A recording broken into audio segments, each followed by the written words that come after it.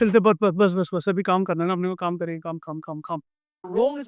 इसको बाद में देखेंगे। आई हैव फ्यू वीडियोस जिसको अपने को देखना है, मुझे भी देखना है। इसको अपन देखेंगे वन बाय वन।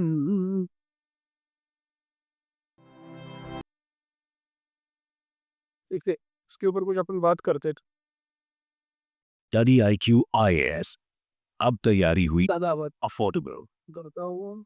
नमस्कार दोस्तों। जब भी अमेरिका के अंदर राष्ट्रपति चुनाव होता है, इसके कई सारे कॉन्सिक्वेंसेस होते हैं और रिसेंटली आपको पता है डोनाल्ड ट्रंप को चुना गया है। तो इसी वजह से अब यहाँ पर बताया गया है कि खातियों के लिए अच्छी खासी अपॉर्चुनिटी है, गोल्डन अपॉर्चुनिटी है, क्योंकि यहाँ पर गोल्ड के प्राइसेस काफी गिरे हैं और बताया गया है कि आगे भी गिर सकते हैं। तो स्पेशली आपको पता है दिवाली के बाद जो है वेडिंग सीजन आता है देश के अंदर, तो इसकी वजह से बहुत सारी बाइंग होती है। इसी के कॉन्टेक्ट में हम समझेंगे कि आखिरकार क्यों ये गोल्डन अपॉर्चुनिटी बनाई जा रही है और साथ ही साथ आगे आने वाले समय में क्या हो सकता है गोल्ड भी आगे बढ़ते हैं। चैनल में आपको ये बता दूं कि आपने एक प्लेलिस्ट की मैं भी वो इंडियन सबसे पहले ये देखिए दुबई भी वहां पर भी दिखी गई थी हैं, उसको भी आप अटेंड करते हैं।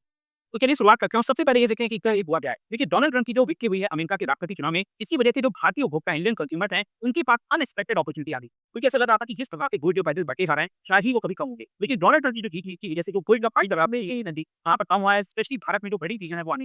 यहाँ पर मैं आपको बता दूं, 4 ऑफ नवंबर के बाद अगर आप देखिए वो राष्ट्रपति चुनाव का नतीजा आया, उसके बाद से लगभग 5,000 रुपए, मतलब बेसिकली मैं बात कर रहा हूँ 10 ग्राम की गोल्ड, तो लगभग 5,000 के आसपास आगे कहीं गिरावट हुई है। ये आपने कॉफी टॉप नवंबर के 80,000 से सिर्फ पाई और के 2 दिन पहले आप देखिए तो 81,000 रुपीज से ऊपर, तो अपने ऑल टाइम हाई पर। लेकिन वहां से आपको लगातार यहाँ पर गिरावट दिखी, तो लगातार गोल्ड के प्राइसेस में गिरावट आ रही है और ये जो प्राइस मूवमेंट हुआ है, इसी वजह से कहीं ना कहीं जो अटेंशन है गोल्ड बायर का वो काफी दबा जाने लगा है। स्पेशली हर वीडियो में आपको बता रहा हूँ कि दिवाली के समय और दिवाली के बाद जनरली क्या होता है, गोल्ड के प्राइसेस ऊपर जाते हैं, जिसकी वजह क्योंकि ऑब्वियसली बात है यहाँ पर डिमांड रह जाती है। दिवाली तेरह करोड़ की यहाँ पर बड़ी चीज है, तो लगातार डिमांड बसी रही है, कभी इकोनॉमी के अंदर डिमांड बढ़ेगी किसी भी प्रोडक्ट की उसी Why or is it because of a Israel war or something? Israel Palestine war should increase the gold rate. उससे तो बढ़ना चाहिए गोल्ड का रेट। पता नहीं देखते रहो। उल्टा केस हुआ है प्राइस देखिए। और इंडियन कंज्यूमर के लिए गोल्ड पे एक कल्चर मतलब पर एक ऐसा ही नहीं है, एक कल रही है ये अभी रिकली कर रहे हो 10,500 का रेट था, 24 का 7,300 कम हो गया रे। मैं समझ में नहीं दे रहा था। ठीक ठीक है, सही। हाँ आगे आप इकोनॉमिक अनसर्टेनिटी होती है, ओके, उसी आधार पर भी हम गोल्ड खरीदते हैं। तो काफी ज्यादा ट्रेस रहता है भारत के अंदर, जैसे कि महिलाओं में आप देखोगे तो गोल्ड एक काफी शुभ माना जाता है। तो यहाँ पर क्योंकि गोल्ड के प्राइस नीचे जा रहे हैं, जो ट्रेंड जिस समय चल रहा है और स्पेशली बड़ी सीजन आ रहे हैं, की वजह से एक अच्छी अपॉर्चुनिटी है। और इसीलिए आप देखोगे तो यहाँ पर जो ज्वेलर है उनका ये कहना है कि अचानक से बहुत सारी इंक्वायरी आने लगती है और हो सकता है कि आगे आने वाले कुछ दिनों में बहुत सारी ज्वेलराइज अगर maybe this will spike again there. भी शादी का सीजन भी है ना। ये हाँ, यहाँ पर ये भी बोला जा रहा है कि बहुत ऐसे इंडियन कंज्यूमर्स हैं, जैसे मान लीजिए अगर दिसंबर में वेडिंग है तो उन्होंने अपने आप को थोड़ा सा होल्ड कर दिया है कि जिस प्रकार से कॉल हुआ है प्राइस में, हो सकता है कि ये फर्दर ड्रॉप और तब यहाँ पर वो अपॉर्चुनिटी लेकर पर ऊपर गया तो इसीलिए कई लोग यहाँ पर बेच कर रहे हैं। और फिर कहीं नहीं, यहाँ पर अगर आप देखोगे तो ज्वेलर्स हैं वो भी थोड़ा कम एक्चुअली एक तो ना the problem with jewelry we India we pay making charges. I guess we pay 18% का making charges. If I open Tanish, it's like the gold investment which we do is it's a gold investment, but it's not fully gold investment. You have to pay GST, which is I guess how much GST we pay? I guess it's around 8% now. GST we come sorry on gold. GST on gold almost 3%, 3% GST plus making charges. If I open any brand called Tanishq, the problem with jewelry gold investment, no, it's not an investment. You have to pay making charges plus GST, which increase your gold. For example, you investing, चल अपन एक लेते हैं 1 लाख रुपए का bangle देखते हैं अपन, ठीक है। 1 लाख 1 लाख चलो will consider this radiance gold bangle. तो अगर अपन प्राइस ब्रेकअप देखेंगे ना, प्राइस ब्रेक 7,075 इसी तनिष्क का गोल्ड रेट अलग है 22% का। अगर अपन 22% का गोल्ड रेट देखेंगे यहाँ पे, ठीक है,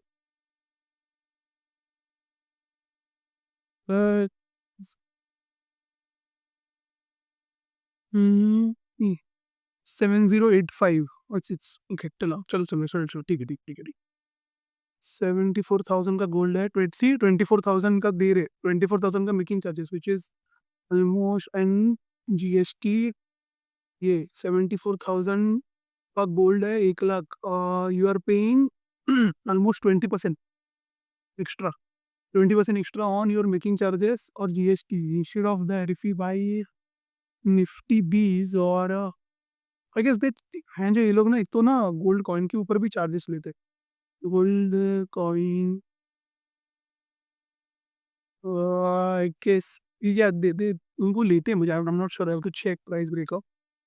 पहले ना गोल्ड कॉइन के ऊपर making charges on gold coin है इसका 14,000 का गोल्ड है 1,000 प्लस 1,500 मतलब कितना हुआ टोटल 1,600 2,000 के अलाउन we are paying just making charges and taxes ये प्रॉब्लम है रे गोल्ड ज्वेलरी में ये प्रॉब्लम है gold jewellery is not an investment for a longer run ना when you check your gold rate ऐसा लगता है कि you paid more making charges and more GST तो अल्टीमेट उतना ही हो जाता है फॉर एग्जांपल अभी 7 इतना 7,075 का रेट है ना अगर अभी ये बढ़ा 8,000 से there is no profit there is no loss there is no profit it's like mid but it's like you can make profit from here right Nifty piece अगर अपन पकड़ेंगे इसको 12 का और any there will be a fund right not Nifty so I could बोल sir ये कुछ ये ग्रो पे रहेगा मैं चेक कर रही हूँ ना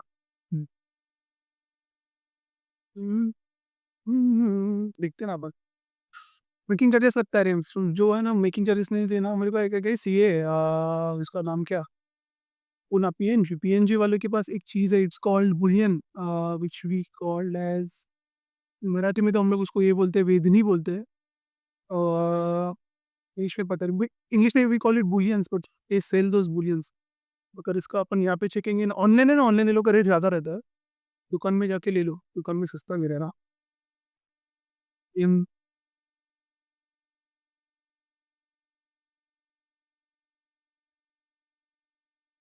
top by category. Yeah, see bullions. If you go to bullions, material gold price, sort by.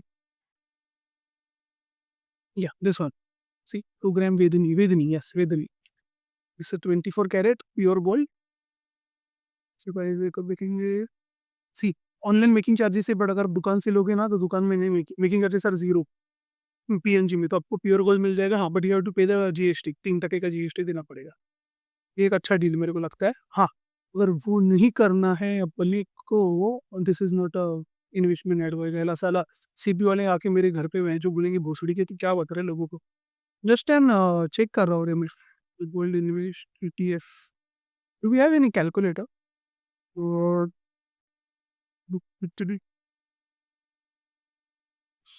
Gold fund let's see ना करते ना अपन calculation Tata exchange gold fund एक एचडीएफसी का दिया है ये तो बेंचमार्क के दिखते हैं सब गोल्ड फंड सेम ही देंगे कुछ gold fund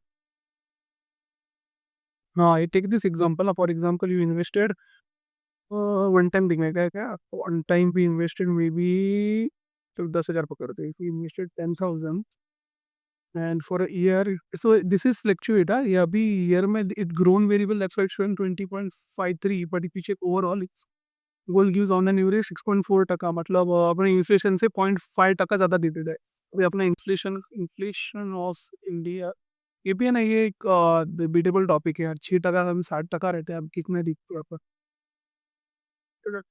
it's not less now it's showing कितने 6.21 हाँ बट चलो विल कंसिडर 6 उतना ही है ना इससे ज़्यादा ही है इफ यू चेक फायर का average return which we will consider as 5 year 10,000 goes to 18,000 but the problem with gold हाँ तो ये बेनिफिट है ना गोल्ड में अपन करने जाएंगे तो मेकिंग चार्जेस और अपने को देना पड़ेगा जीएसटी बट अगेन ज्वेलरी में इट्स लाइक कि पहनना है तो खरीदो वो खाली फोकट इन्वेस्टमेंट के परस्पेक्टिव से मत खरीदो but if you do SIP for 5,000 के हिसाब से 5 साल के लिए किया तो 3 लाख का मुद्दल गया 435% ये तो करंट के हिसाब से ना अगर अपन ओवरऑल पकड़ते हैं ना तो कितना आएगा एक 6% के हिसाब से अच्छा खासा ग्रो हो जाएगा रे नाइस आइडिया इसके ऊपर अपन अलग से बात करते हैं सॉरी इनका वीडियो लगाओ ज्वेलर खरीदा है, गोल्ड खरीदे हैं। अब मान लो कि किसी ज्वेलर ने 80,000 की 10 ग्राम पर गोल्ड खरीदा और मान के रखो 70,000 रुपया आ गया, उसको बेचना पड़ा, तो उससे तो नुकसान होगा ना। तो यहाँ पर ज्वेलर्स की अगर आप देखिए तो कहीं न कहीं वेट एंड वॉच की स्थिति में है। आप देख सकते हैं यहाँ पे कुछ जो ज्वेलर्स हमने ये कहा है कि लगभग $60 पर ट्रॉय आउंस, ये और ज़्यादा कम हो सकता है। देखो 1 ट्रॉय आउंस का मतलब ये हुआ दैट इज़ 31 ग्राम के आसपास, ठीक है? तो लगभग $60 की और गिरावट आ सकती है और मोस्ट प्रॉब्ली यहाँ पर $600 की और गिरावट आ सकती है and it's the best thing buy वो और ज़्यादा अट्रैक्टिव बन जाएगा नॉट शॉपर्स के लिए। आई डोंट मेयर हर किसी का इंडिविजुअल डिसीजन है if it is going down by it लेकिन भाई यहाँ पर ऐसे ही एक्सपर्ट्स का कहना है कि देखिए ये जो गिरावट है वो टेम्पररी है। जैसे ही यहाँ पर टेम्पररी है मैं जो बाद में पता चला कि जो लोग बच्चे पड़ा ना गिनी नहीं I am going to buy it in December I am going to buy it in अपना न्यू ईयर में और क्रिसमस में और व्हाटएवर एंड क्रिसमस में पता चला रेट बढ़ गया, रेट चले गया 8,000। अपने आप में थोड़ी है वो। If you have money then buy it, if you don't have money then the problem with this is the riskiest part. I was tracking this one. If you check the Sensex, when ट्विटी goes up, I'm just going by a old school methodology. ठीक है, मैं जो गाली मत देना मेरे को। अगर अपन नेटफ्लिक्स देखेंगे या फिर पूरा सेंसेक्स देखेंगे, भैं जो सेंसेक्स अगर ऊपर जा रहा है तो gold should be going down, it should be inversely proportional. But अपने केस में अपना गोल्ड भी ऊपर जा रहा है और सेंसेक्स भी ऊपर जा रहा है। यार क्या है बकचोदी यार, why it not showing me graph?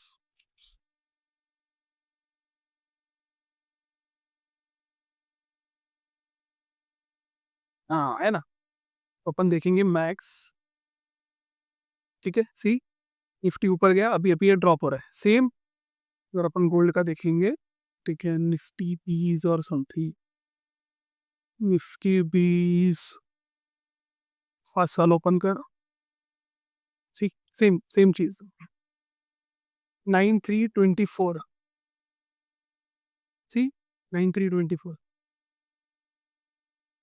तू झूल झपड़ ले भाई, लोग समझो। तो वहाँ पर Sensex economy Yeah, that's the catch actually. I'm actually thinking about it. Earlier I was thinking it's a bubble, but we never know. Sometimes market goes up, sometimes market goes down. But what we can do is invest through SIP, like whichever companies you like. Mostly look into the good fundamentals. That's like I'm not a guy who tell you a good fund like financial advice, but if you're investing in equity, stuck to index. That's what I say. Stuck to index, stuck to gold. Trade policy होगी, उसकी वजह से वापस से जो gold है वो $3000 के ऊपर ही चला जाएगा। मैं पर ट्रॉय की बात कर रहा हूँ। खैर यहाँ पर क्वेश्चन ये है कि 2024 में गोल्ड के प्राइसेस किस स्थिति में रहा और देखिए यहाँ पर रिकॉर्ड ब्रेक हुआ है, क्योंकि 2024 अगर आप देखते हैं एक बहुत ही रिमार्केबल वैल्यू आपको देखने को मिलेगी। 39 रिकॉर्ड हाई बने हैं, मतलब पूरे साल सोने मतलब अक्टूबर के महीने तक अगर आप देखिए तो गोल्ड के प्राइस ने 39 टाइम रिकॉर्ड हाई बनाया है, जो कि बताया जा रहा है 1979 के बाद, मतलब जब से रिकॉर्ड करना स्टार्ट किया है ना गोल्ड के प्राइसेस को प्रॉपर्ली, तो 1979 के बाद से अभी तक का ये रिकॉर्ड पीरियड है। इकोनॉमिक अनसर्टेनिटी बढ़ रही है, तो यहाँ पर एक सेफ हेवन एसेट माना जाता है। तो overall Yeah, it's a safe haven. It's a safe haven. Gold, if you compare, so whatever currency which you use, I don't have any money right now, but like the paper currency which you use, fiat money, it's backed by our government. अभी कल उठ के कोई मोदी जी या Trump says कि this specific dollar or this specific Indian rupee 50 or 100 or 2000 what happened in demonetization, ये legal tender नहीं है भाई, तुम लोग तो बम्बू लग गए ना। But gold is safe. That's why जो like actually this problem happened from, जिसको पता है, Richard Nixon remove that gold standard from dollar and dollar became a super, ना क्या बोलते हैं, सुपर पावर करेंसी जो भी, and that petro dollar actually. So ये लोग ने गोल्ड स्टैंडर्ड निकाल दिया, बट ये अरबी लोग को पकड़ा। अरबी लोग के पास पैसा नहीं था, हम लोग के अरबी वालों के पास, हम लोग के पास पेट्रोल है, हम लोग के पास मशीनरी है और हम लोग के पास असला है। तुम लोग को पेट्रोल दोगे, हम डॉलर के बेसिस पे बेचना, डॉलर बन गया ऊपर। तो इससे प्रॉब्लम हमने सबको हुआ। Even the bonds, like take an example of any country, bonds पकड़ो या जो पैसा पकड़ो, सब कागज है, इट्स बैक्ड बाय गवर्नमेंट। अगर गवर्नमेंट डूब गया ना तो पैसा भी डूबेगा, तो you should have some amount of gold as a backup. Gold का भी इनिशियल वैल्यू कुछ है नहीं, it just because it's limited data, और लाइक लिमिटेड डेटा बोलो, लिमिटेड अमाउंट ऑफ कमोडिटी और से देयर, तो उसका रेट बढ़ रहा है। अभी same thing happening with the bitcoin. अरे बिटकॉइन का रेट बढ़ रहा था, वो that's what I heard was shaking after. अगर अपन देखेंगे पास सी स्क्रॉन 1 ईयर के बाद वो इतना गिरावट था। Same thing C 10-30-24, which means US election कब था, यूएस इलेक्शन के बाद से यूएस इलेक्शन का डेट क्या था,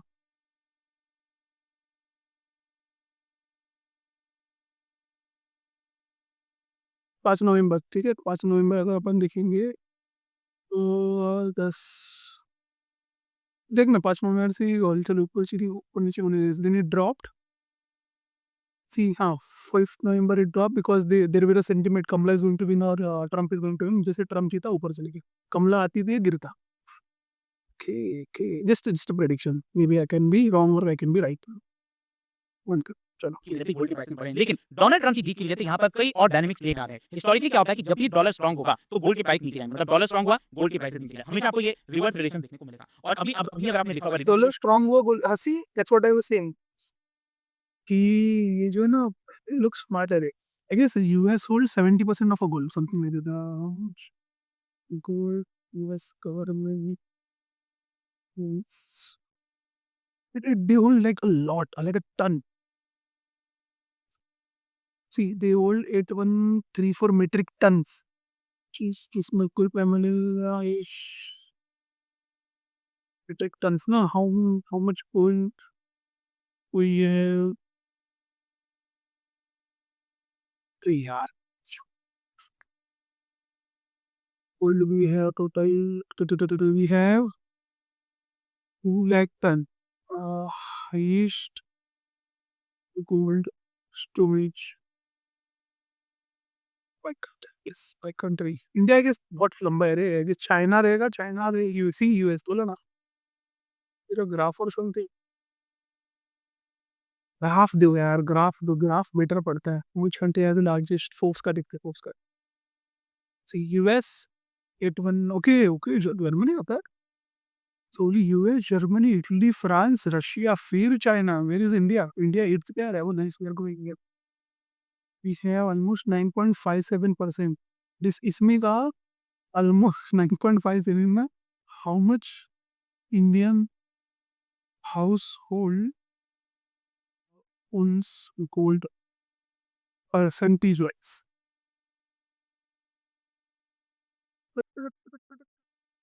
We own 25,000 ton. Damn. Karnataka world gold. Oh fuck, तो अपन crazy है। ये ओनर अपन अपना गोल्ड ओनरशिप ज्यादा है रे, ये लोग से, ये लोग सब ये गवर्नमेंट के बैंक के अंदर है। They are not owning a gold, or there is there owning a gold, it will be in a, or either in a bar form or a coin form। अपन बच्चों मेकिंग चार्जेस दे दे के gold वालों को rate बढ़ा रहे उनका profit. India is on eighth.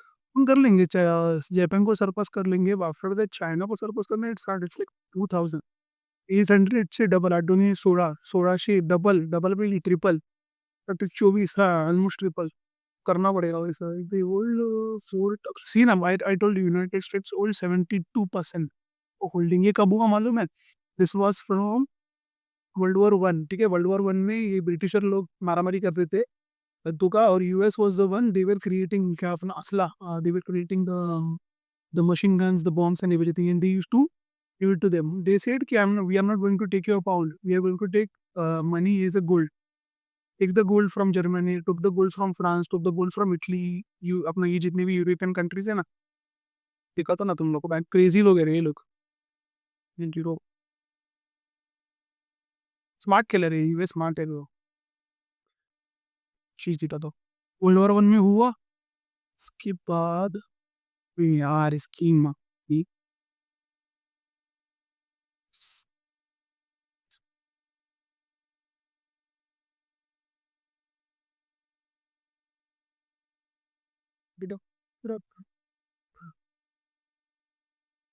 पता ना तुम लोग को, मैं ये पढ़ रहा था, मस्त है, मस्त चीज़ है ब्रो।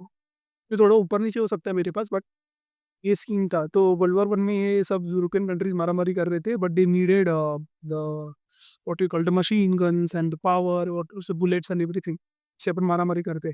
ये लोग ने पैसा लिया गोल्ड में। अभी प्रॉब्लम क्या हुआ, eventually world and the US is so smart, they were funding everything, they were funding money, they were funding the guns and everything to this country कि ये लोग मारा-मारी कर देना, and at that time taking money from them and they were investing, heavily investing in industrialization। इससे ये लोग बढ़ते गए। Eventually वर्ल्ड वॉर 2 में ये लोग ने सेम चीज़ किया। they sold their guns, they sold their what we call the bombs and everything, these two countries। At the end ये लास्ट में गुजरे, and I guess Roosevelt Roosevelt was the guy, no? Roosevelt का 1937 I guess he was the president of USA। he actually against, see, no, I thought it was gold reform, he was against gold। वो क्या बोल रहे थे कि take dollar as a strong currency and will back dollar by gold. So for example if you have 1 gram gold in bank, will print this much amount of dollars. ठीक है, उसके बाद ये लोग ने चीटिंग ये किया। US what US did, US was printing more money then the gold they own in a bank. ये पता चली चीज यूरोपियन यूनियंस को। यूरोपियन यूनियन बोले क्या चिंदी रे, क्या तुम लोग पाटला हो गया, पागल हो गए क्या? ये लोग बोले नहीं, हम लोग ऐसा ही करेंगे। ये लोग के बीच में झगड़ा बिगड़ा हुआ, मल्टीपल ये जो है, ये लोग ने ट्राई किया ये लोग को दबाने के लिए, the UN and everything. I guess then central bank also form from then, see this countries, this अपना ये जितना भी मारामारी कर रही थी वर्ल्ड वॉर 2 में, वर्ल्ड वॉर 1 में, उसके बाद क्या होगा? हाँ, Roosevelt was printing lot of money US में। सी सिंपल है, if you print more money it will increase inflation, if it increase inflation economic boom आएगा। पर मनी ज़्यादा प्रिंट नहीं हो रहा, डिफ्लेशन आएगा। डिफ्लेशन तो बहुत बेकार है बेंचो इन्फ्लेशन से। तो ये बोला कि भाई अपने को पैसा छापना है, ये लोग पैसा छापे more than gold, but these countries is against dollar. Eventually ये आते-आते आई गेस ब्रिक्सन वुड्स का जो हुआ था, एक वो रिचर्ड निक्सन, मेरे को डेट नहीं पता, अपन चेक करते हैं। रिचर्ड निक्सन ने गोल्ड स्टैंडर्ड हटाया था। Richard Nixon was so smart bro, 1971 में, यस। ये लोग हटाए गोल्ड स्टैंडर्ड। ये लोग बोले कि यूएस डॉलर जो भी करेगा, US dollar will be like back currency by gold. But ये लोग इतने स्मार्ट है, they found a thing here Iran, Iraq में, इन लोग को मिला पेट्रोल दबा के। ये लोग गए, इनके पास अरबी लोग के पास, अरबी लोग के पास पैसा नहीं था। ये बोले कि एक काम करो, will as a dollar we have, as a country we have dollar, we have money, we have industry, we have scientist, we have everything, what you have is petrol. We are going to extract petrol from you, we are going to give every single thing, but the only thing you have to do, you have to take payments in dollar. अब India पैसा अगर India खरीदेगा, India gold पे नहीं, India dollar पे खरीदेगा। अफ़गानिस्तान आएगा, Russia आएगा, जापान आएगा, चाइना आएगा, जो भी आएगा, डॉलर पे खरीदेगा। उससे डॉलर का सप्लाई बढ़ा और डॉलर का बढ़ते गया डॉलर अभी स्टेबल हो गया, and eventually dollar became a stable currency. तो गोल्ड हटा के पेट्रो बना दिया। अभी they are finding something else.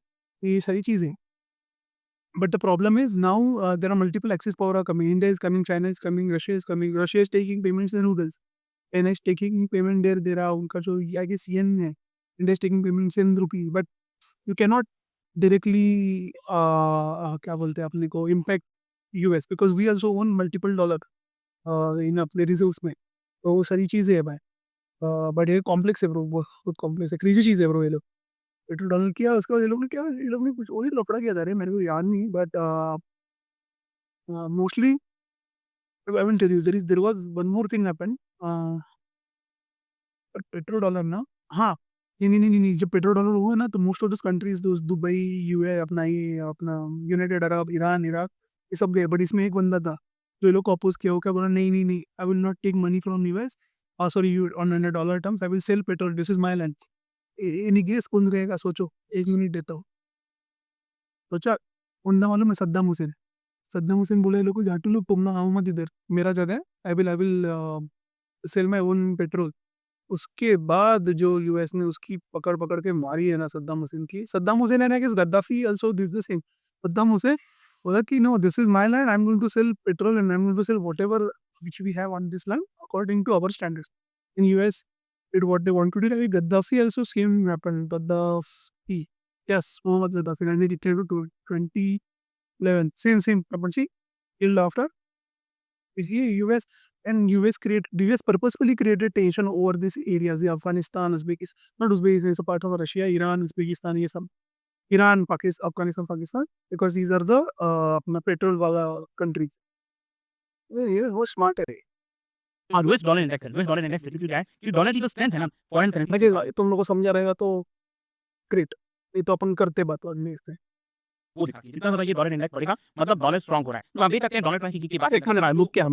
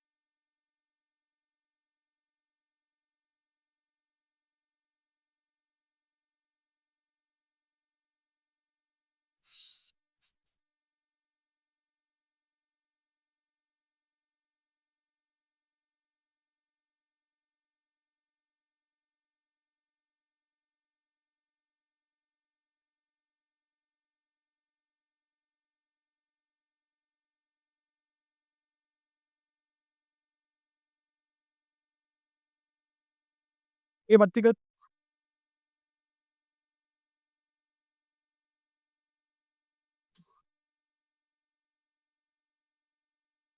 हाँ चलो। बढ़ोतरी है लगभग 106 की ये पार्ट लगा है डॉलर इंडेक्स मतलब कि डॉलर मजबूत हो फिर रहा है अभी बेटा अपन है ना टाइमर लगा दे तो मैं ना करते जाऊंगा और मेरे को समझने मिलता हूँ मैं 26 मिनट हो गए एक बजे दे राइट पर बट ये टाइमर लगा था so I will do it for 1 hour और one more like 1 hour 30 minute ऐसा कुछ करते हैं पूरा टाइम है इसका अगर आगे नहीं तो मैं करते जाएगा 2-3 घंटे का हो जाएगा ये 60 कितना है 60 मिनट हाँ हाँ हाँ चल चल चल ये बताया कि डॉलर मजबूत होगा मतलब जो गोल्ड है वो आपका नीचे जाएगा उसकी प्राइस नीचे जाएंगे और देखिए डोनाल्ड ट्रंप के कई लोग ये पूछेंगे कि डॉलर इंडेक्स क्यों मजबूत हो रहा है क्यों डॉलर मजबूत हो रहा है तो सिंपल सी चीज है डोनाल्ड ट्रंप ने बार बार क्या बात कही अमेरिका फर्स्ट की पॉलिसी प्रो डोमेस्टिक पॉलिसी जैसे कि यहाँ पर वो ऑयल ड्रिलिंग को सपोर्ट करेंगे चाइनीज गुड्स के ऊपर टैरिफ लगाएंगे इमिग्रेशन को यहाँ पर रोकेंगे कई सारी चीजें करेंगे ताकि यूएस की इकोनॉमी को फायदा हो और जब यूएस की इकोनॉमी को अगर मान लो फायदा होगा तो डॉलर स्ट्रांग होगा कि नहीं होगा तो डॉलर स्ट्रांग होगा यहाँ पर तो इसी की वजह से आगे भी हो सकता है कि शायद गोल्ड के प्राइसेस नीचे आ जाएं लेकिन ओवरऑल जो मैं आपको बता रहा था ना वेडिंग सीजन हाँ ये के बारे में देखिए यहाँ पर 12 नवंबर से लेकर करीब 16 तुम्हें दिसंबर तक ये पूरा सीजन चलने वाला है और ये एक बड़ी अपॉर्चुनिटी बताई जा रही है यहाँ पर अब देखना होगा कि किस प्रकार की बाइंग होती है क्या कोई रिकॉर्ड ब्रेक होता है कि नहीं लेकिन यहाँ पर कई लोग जानना चाह रहे होंगे कि गोल्ड का लॉन्ग टर्म आउटलुक क्या है मतलब कि आगे आने वाले समय में गोल्ड किस प्रकार से बिहेव करेगा प्राइस ऊपर जाएगी मैं जो तुम लोग ना एक तो तुम लोग को ज्वेलरी भी लेने का है तुम लोग को जो इन्वेस्टमेंट भी करने का है ये क्या आउटलुक क्या है गोल्ड गोल्ड है टाइम जैसे पड़ेगा पड़ेगा if you going to dot that diamond diamond goes increase by like I guess 15-20 तक ये पे पड़ता है it's like very stable and very inventory if you check the diamond का chart like no, nothing is predictable यार ये ना everything is controlled by the Olympic organization and the governments like there have been FIS and DIS sell or buy this creates an अपना function in the market so if you check the diamond chart price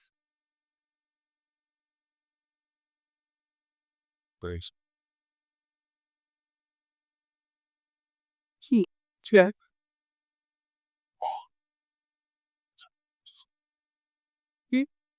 so much fluctuation ऊपर गया नीचे गया ऊपर और जैसे ऊपर है तो बहुत ऊपर चले जाता है ये बहुत सारी मैं चीजें वो एग्जैक्ट तो these मुझे are बता some सकता maths लेकिन you just have to hold it at like एकदम बुरे टाइम के लिए but you have to work you have to earn money you have to invest on yourself trend के हिसाब से आप देखोगे यहाँ पर तो गोल्ड खरीदो गोल्ड बढ़ेगा फ्यूचर बस गोल्ड बायर्स के लिए एक अच्छी अपॉर्चुनिटी है लेकिन long is very I will suggest I don't know if you go by comparison of gold to equity definitely equity gives no return as compared to gold in a longer run but if you find it a way or if you find it right to buy a gold in a cheaper rate and sell it on a higher rate in future मतलब making charges GST duty तो बिना पड़ेगा खाला कच्चा gold तो रख नहीं सकते गवर्नमेंट पकड़ ले मोड़ेगा Obviously, like any good fundamental company said, is the fundamental analysis, check the balance sheet, कौन भी जाओ प्रमोटर देखो सब कुछ सर्च करना पड़ेगा but if you are like no nothing investor सोचना नहीं है कुछ गोल्ड पे डाल के सो जाओ term the debt investor are the best investor सोचने ज़्यादा कॉम्प्लिकेटेड आपको लग सकता है। यहाँ पर जो एनालिस्ट का मानना है कि देखिए जो डॉलर और गोल्ड है वो अपोजिट डायरेक्शन में जाता है। लेकिन स्टिल गोल्ड की अगर बात करें ना तो it has strong value as protection against inflation. मतलब आप कुछ भी कह लीजिए, दुनिया की कोई भी बड़ी से बड़ी करेंसी हो चाहे डॉलर हो, यूरो हो, पाउंड हो, कुछ भी हो, लेकिन गोल्ड का कोई मुकाबला नहीं कर सकता। इसको हमें समझना है। गोल्ड तो गोल्ड ही रहेगा नो मैटर व्हाट और ये अगर आप देखोगे डॉलर हो या यूरो हो पाउंड हो यूपीज हो रुपए और any currency it's backed by the government of a specific country okay who runs that government of a specific country it's led by humans who is human is nothing but a uh, Gurun is banda Gurun monkey and if he thinks or she thinks I'm going to bring more money they will to bring more when you print more money there is excess cash in the market if there is excess cash in the market to initial cash value उसका value down हो गया gold के साथ वैसा नहीं हो सकता अरे अच्छा इसमें गोल्ड का केमिकल फॉर्मूला नहीं बना है कि बेटो put this chemical H2N and whatever and you create this gold so the whatever thing is dependent as well you say think with something as process or whiskey or is liquid so the thing which is the problem is the almost stable it is the currency should be stable the currency should be fluctuate आज 1 टका है और कल 20 टका हो गया ऐसा थोड़ी currency is stable dollar is yen is नहीं बोल लो but dollar stable but what sort of trend okay actually he's not particular thing he's example of really born fear that see any mission which you exist और people I was surprised and yes yeah तो I said ये पैसा is would the plot of ये सब backdrop background long term में तो ये बढ़ता ही है, आपको कभी भी ऐसा नेगेटिव रिटर्न गोल्ड से देखने को नहीं मिलेगा और इसीलिए इसको सबसे बेस्ट बेट माना जाता है अगेंस्ट इन्फ्लेशन। मतलब अगर मतलब आपको हेजिंग करनी है, जैसे मान नहीं, लीजिए आज आने- आपके पास 1000 रुपए है और आप चाहते हो कि 10 साल बाद भी उसकी वैल्यू ना गिरे पैसे की, तो आप सिंपली उसको गोल्ड में निवेश कर दो, आपको कोई खतरा भी नहीं होगा और आपका जो पैसा है वो उतना ही बना रहेगा। मैं ये नहीं कह रहा हूँ कि then very values. It is a dismal power and like it says, "Hi, Alexia, hi, what's cheap?" पैसा बढ़ जाएगा, हो सकता है वो गोल्ड की वैल्यू 1000 की वजह से 5000 हो जाए, लेकिन ऑब्वियसली बात है वो इन्फ्लेशन भी तो हो रहा है ना, तो एक तरह से वैल्यू तो वही रही आपकी। तो यहाँ पर यूएस और ग्लोबल इकोनॉमीज में जो चैलेंजेस चल रहे हैं और जो सेंट्रल बैंक्स रेट कट करने वाले हैं, तो इसकी वजह से यहाँ पर जो गोल्ड के प्रति फेवर है वो काफी ज्यादा आपको देखने को मिलेगा और इसी की वजह से यहाँ पर जो एक्सपर्ट्स हैं वो सजेस्ट कर रहे हैं इन्वेस्टर्स को कि आप ग्रेजुअल अप्रोच अपनाइए। मतलब मान लीजिए अगर आपके पास 1 लाख रुपए है तो पूरा का पूरा एक बार में 1 लाख नहीं लगाना है, हो सकता है आप 25% अभी लगा लो, फिर What is it? What all book was civic? But where are you? Video. Long subjects. Oh, such a bad practice. Predict the data, you will second day. So the appreciates how the job. So it's yet good. So game also. हो सकता है शायद gold गिरे तो और 25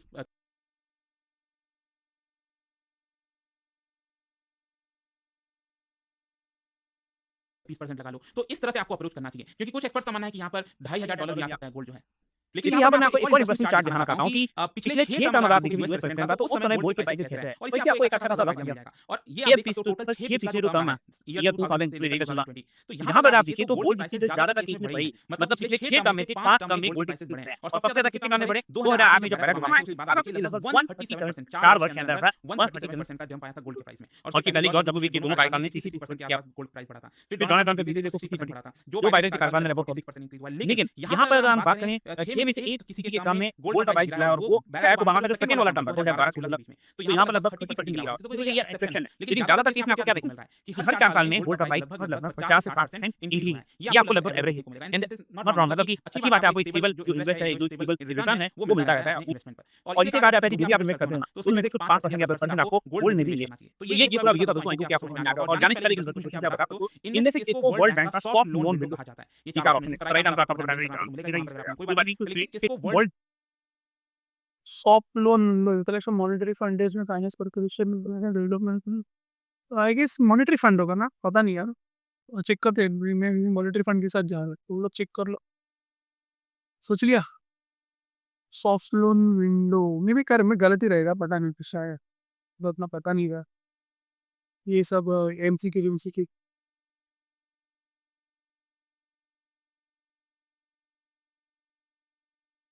international development association, तो उसको उसको कहा जाता है क्या है, क्या है मेरे को पहली बार पता चला क्या है ये।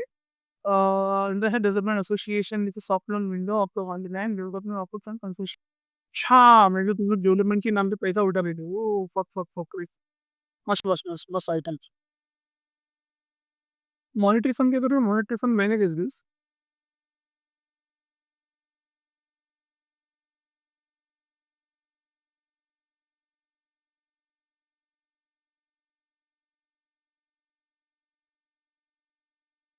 इसे monetary fund is a major financial institution वाला one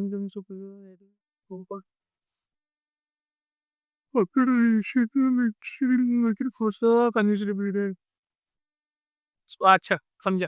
It checks that between the poor and rich, that Gini coefficient.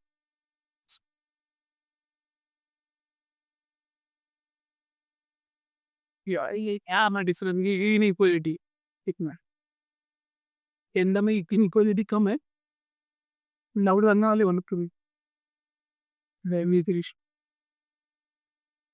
so we'll check this out. What is this? Whether light tail, light on tail.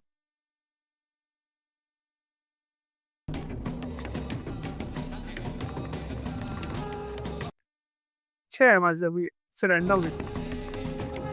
Over 20,000 years ago, wolves ventured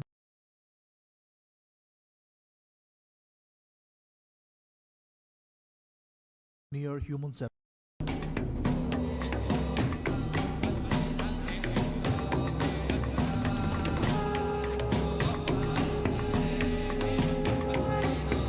Over Over 20,000 years ago, wolves ventured near human settlements, drawn by the promise of food and shelter. Some grew closer, forming a bond that would change the history forever. These wolves evolved into dogs, the first domesticated animals and humanity's earliest companions. From guardians of the life to loyal friends, their journey is a story of survival, trust, and unbreakable connection. This documentary uncovers the untold history of the Indian street dog that you and me see almost every day on the streets. That little guy has a history of more than 5,300 years, and even more. So let us try to understand the ancient history of the Indian street dog, one of the oldest dog breeds on the face of the earth. Before we get to the Indian street dog, we need to understand certain basics about the evolution of dog. Humans domesticated dogs over 20,000 years, recognizing their potential for hunting, protection, and companionship. Dogs offered early humans security by guarding settlements and aiding in hunting, while humans provided food and shelter. This mutually beneficial relationship allowed both species to thrive, leading the dog's evolution from wild wolf to a loyal companion today. Deeply integrated into human society for work, protection, and emotional support, man's best friend has always been a dog. Common sense begs this question of why dog has been so well domesticated than any other species. A dog is more faithful तो यार उसको क्या बोलते हैं? Honda तो है मालूम उसके रेस होते हैं मालूम तुम लोग को? तो देखती है ना सारी मैच तुम लोग का लिंक तोड़ दी है मैंने। इजिप्शियन हाउंड तोड़ते हैं मालूम कुत्ते माफिक तोड़ते हैं भाई। हेलो ते माफी की तोड़ रही हैं जो मूवी के ठीक ऐसी बात कर रहा हूँ। सो लुक खड़ा रहते मेरे इधर मेरे घर के पीछे ना मेरे सुन रहा ही है टू इजिप्शियन जो इतने बड़े बड़े कुत्ते हैं भाई लुक टाइप कुत्ते पर तोड़ता वो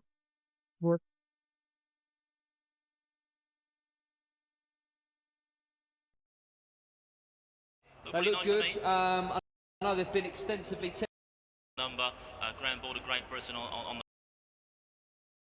than a cat or a cow or a bull or any other animal. Why? Dogs are highly social because of their wolf ancestors. Wolves live in packs, relying on cooperation and strong bonds to survive. This pack lifestyle helped them develop communication and teamwork skills, which dog inherited. Basically, wolves love to live in company, and so are the dogs. Additionally, wolves are monogamous. They stay with one mate for life. So this loyalty and strong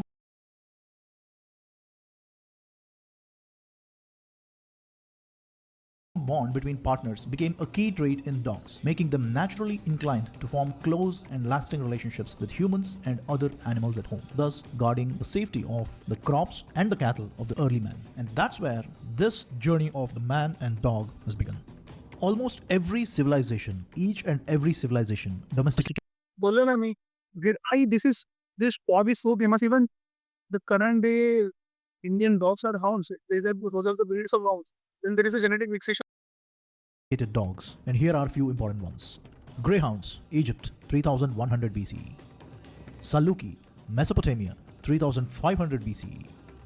Laconian, ancient Greece, 1200 BCE. Chow Chow, ancient China, 2000 BCE. Celtic Hound, ancient Europe, 1500 BCE. Saluki, ancient Persia, 500 BCE. That Saluki also looks like a greyhound. Similar feature. This is totally different. The Chow Chow looks like a doll. But एक चीज का Asian China ना मतलब Mongolia हो गया इससे इलीपन तो हेरी रहेगा Talhatan Bear Dog, North America, 1600 CE. Norwegian Elk Hound, North Civilization, 800 CE. See, whichever dogs coming from the north part have they develop that feature have like heavy fur. I like the heavy. There are many people they will hate for either hate give me hate for this or either like support me. Are Siberian Husky. There are multiple dogs like Siberian Husky. I don't know the breed name, but those were the winter dogs. Those came from north side. Why are you keeping in Bombay or why are you keeping in the south side? तो गर्मी the लोग को एक minus 10 क्या बोलते हैं ना -degree में रहने वाला कुत्ता है वो इधर नॉर्मल आदमी लोग को मेरे यहाँ पे बांध नहीं मेरे को पसीना आता है वो मर जाएगा कुत्ता उसको भेज दो ऊपर काय को रख रहे तुम लोग why are you petting that dog if you want to take care of a dog take care of an Indian dog or any greyhound or any whatever अरे मर जाएगा वो same thing I take an example of this guy bro like they brought master किस पता है ना they brought penguins आके मर गए इधर क्यों कर रहे तुम लोग कि उसको त्रासते रहे तो फिर it's like you're a guy who is living in like मतलब 5 साल से उसको इधर मुंबई में लाके 3-4 स्वेटर डाल दिया the baby. BCE. Basenji, Sub-Saharan Africa, 3000 BCE. The list is endless, but you get the point. Every civilization domesticated dog for all practical purposes. And now, let's get to one of the old If you have a husky na, please उसको भेज दो. I know, like, I love dog, you love dog, but bro should really respect, not respect, if you really love your dog, please think about it. और like, don't take him up. Full 100 अपना 24-20 जितना भी इसी है, चालो रोको, बाहर मत लाओ उसको. रास्ते पे चलने लायक है नहीं रे, बॉम्बे का रे. अपना weather, our weather is humid, it's like 20, not 20, it is like 28, 30, sometimes 34. अरे मर जाएगा रे, अपन मर जाएंगे with this t-shirt, like a simple cotton t-shirt or a linen t-shirt. We get this amount of a sweat. Oh, well, so he's wearing a fucking sweater, like natural sweater. oldest continuous running civilizations on the face of earth, Bharat, as to what kind of dog existed in Bharat and how we together, Bharat as a civilization, looked at dog. कि तो अभी God's की machine में सारे dogs थे ना. Take an example of efforts of Dattatreya.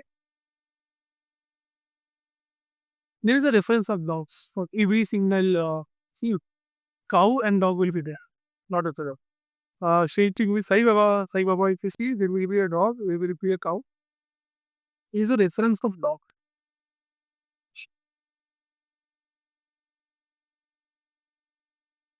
On the front there could open up a whole world of opportunity. In the Indian subcontinent, for over thousands of years, the Indian pariah dog, this breed, has been thriving in this region. I am not at all referring to any of the fancy breeds, I am just referring to the street dog. The name of this dog breed is called as the Indian pariah dog, or Desi Kutta in Hindi, or Uru Kukka in Telugu. The Indian pariah dog evolved naturally over thousands of years in the Indian subcontinent, shaped entirely by natural selection. Unlike modern breeds, they were not selectively bred, allowing them to develop They have a kind of plus they have the same features for athletic. You see those pointed ears. It's a reference of this is a shikari kutta. If you see the dogs which you गाँव के जो dogs say they have this shikari wala. But if you see these domesticated dogs, or take an example of a Labrador or take an golden retriever, they have like or a but they had the same genetic mixation. So कभी-कभी ऊपर हो जाता where they see your prey. traits essential for survival such as resilience, intelligence, and adaptability. These dogs thrived by scavenging, avoiding predators, and forming a symbiotic relationship with early human settlements. As one of the world's oldest and purest landrace breeds, the Indian pariah dog is a symbol of natural evolution. Here are a few important aspects that we need to know about the Indian pariah dog or the Indian street dog. First thing, like I just said, ancient origins. So the Indian pariah dog is one of the oldest and naturally bred dog breeds without any human intervention. Number two is the genetic time capsule. DNA analysis show that this dog has its unique genetic markers set it apart from most of the modern selectively bred dogs. Let me explain that with a small example. Watermelon, a very red and juicy fruit that is sweet today, was not exactly the same some 1,000 years ago. The visual appeal, the taste, the fragrance, none of these were the same 1,000 years ago. All these were genetically modified to suit our palate. And as of today, we can never find that ancient watermelon, how it tasted like 1,000 years ago. Now, applying the same logic here, you have lots of fancy dog breeds, but was there a dog which was 1,000 or 2,000 or 3, 4, 5,000 years old? Exactly that. Do we have that even today? Well, that is the Indian street dog for you, to put it simply. And then comes survival of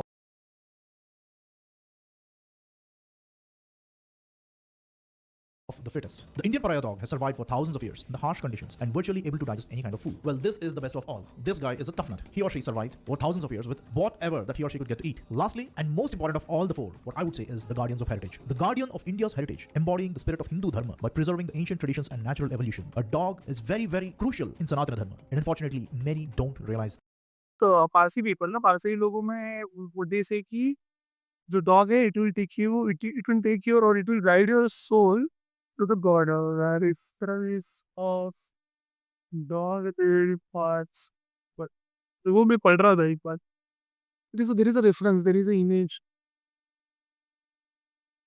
See, sacred significance of observation. Observation. This. We'll talk about this a little later part of this video. But all in all, this is a quick snapshot on the Indian street dog.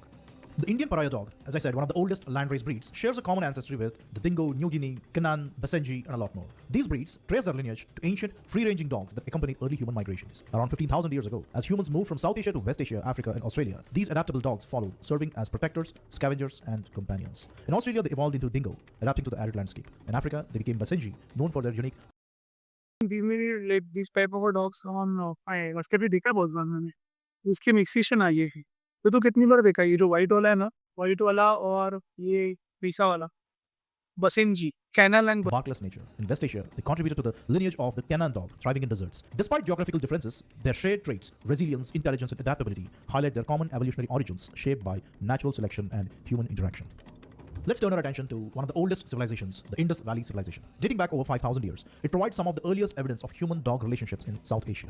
Excavation at sites like Harappa and Mohenjo-daro have unearthed terracotta dog figurines, the one you see here, with a leash or a collar around its neck, and skeletal remains offering valuable insights into the role of dogs in this ancient, very well domesticated back in the Indus Valley Civilization as well. Analysis of these bones shows evidence of their during companionship in the Indian subcontinent. How do the oldest sacred texts of India results with a dog mentioned in connection with Yama, the god of death and afterlife? Specifically, Yama is described having two four-eyed dogs known as Shabala and Sharama's offspring, who serve as his guardians and messengers. These dogs are said to guard the path to afterlife, ensuring that the souls of the departed safely reach Yama's realm. Their four eyes symbolize heightened perception, allowing them to see both physical and spiritual realm. Evil spirits from Eve, and they are a revered sage and divine incarnation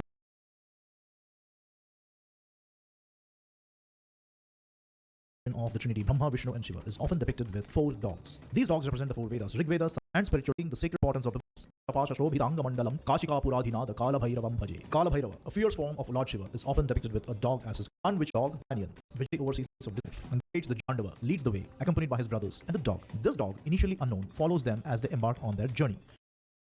किसी बोल सकता है उनको बड़े वाले भाई के साथ आता है ना ही red dog texting up there और हाँ मैं जस्ट वो बोलते कि no you can take this dog to अपन जीवन में पर्वत में go सकता है this is not very the dog is not coming I must know बड़ी भाई का नाम है Dharmaraj yes you hitched it I'm not sure here what's Pandav name Yudhishthir only, right? Yudhishthir.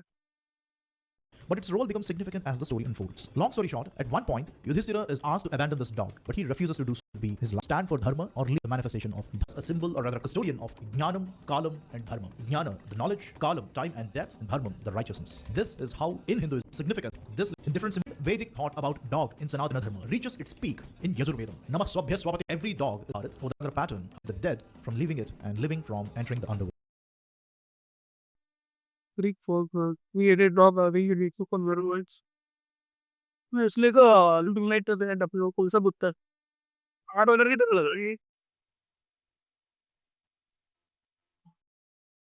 It is a mythical dog in the Greek folklore that is the custodian of the underworld. As a quick side note, the security protocol that we have, Kerberos, is named after this Bulls of the Dead in folklore or the Norse folklore. Gardner, a fearsome hound. So it looks like a apla wild that guards the world of the dead. Pretty much exactly the same. And in English folklore, Shuk, harbinger of death and misfortune, with glowing eyes and a chilling presence. You can already see the pattern in all these folklores and all these ancient traditions, including that of Bharat. The dog traditions which associate dog with death. Madhavi जी खाना के शक्ल देखिए वहां से शक्ल देखिए ना कितना सिंपल लग रहा है बेचारा ये देख तो मादी बन रही है like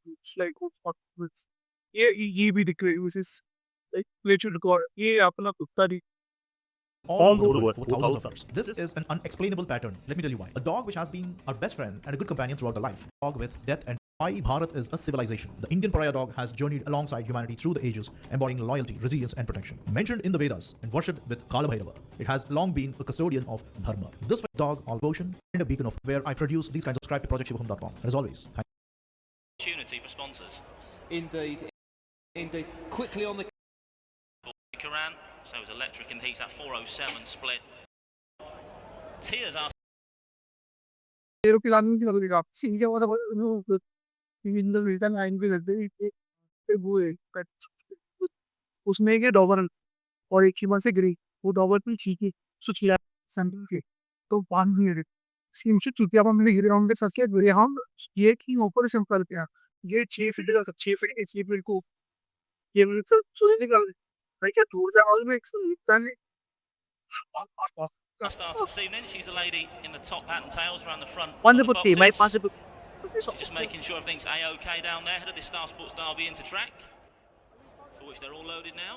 Here on Star Sports English Ground Derby final night. There's Tia with the flag. Thanks, Tia. वो भी चली गई देखिए उसको बाद में जरा वो चली है Star Sports Derby into track. We're off and red hot favourite 2 then. Ashik Karan, stand by everybody. Good luck with your picks. We're off and racing away. And Ashik Karan it is that shows first one up the inside. Oh yes, yes, yes. Then comes the board up. It's Bowler around this first bend though. It's early Bowler spun. Also spun up the back involved. 5, 4 and 6 but up front. It's still the 2 dog. Ashik Karan looking to keep it local here for Mark Wallace in the opener. 4 lengths clear and 1 back in second place. Oh yes, yes, yes for Johnny Mullins. Then comes the 6 staying on Tishy Zev off the final bend. They swing now though. And all about the blue vest thus far. Ashik ये वो ऐसा लग रही है let's see जो first time miss कर सकता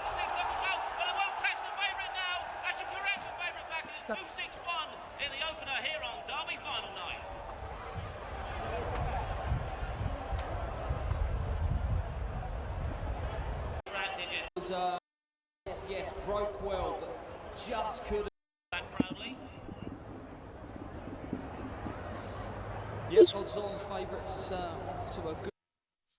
Vanish, the Border Collie, handled by Emily Klarman of Doylestown, Pennsylvania. And what do we say off the top? Border Collies dominant in agility. Yeah, we're about to see what happens here. They won Pretty the national good. championship in Pretty good. 2023. Last dog to go in this class can vanish. पर यार उसका ना कुछ नहीं आता है उसको बोलेंगे ना सर डबल करें वो चली गई Win it, or will Madison hold on for a title? Emily got way out ahead as well. Got over that broad jump. Nice turn there into that tunnel. Teeter, all the way down, they do. Get to the backs. Oh, that was close. It did give him a better approach to that backside, though. Emily's going way out in front. She wants to get the bottom of this dog walk. Look at that dog go. Oh, this is fabulous. Stay clean on that last jump. There it is. There's your winner. Sub 30. Look at that. Woo. Awesome.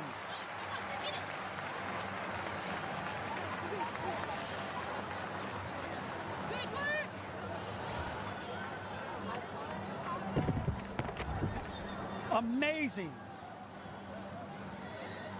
There's that beautiful turn we talked about into those weave poles. you don't look that Everyone- way A Betsy 8-inch class, Lark, the The Papillon, Papillon, handled by Betsy Lynch of Delaware, Ohio. And we saw that 16-inch class, the class. last यार है कि मेरे को पता ही नहीं मैं अंधेरे में बैठा है कीड़े जैसा और पूरी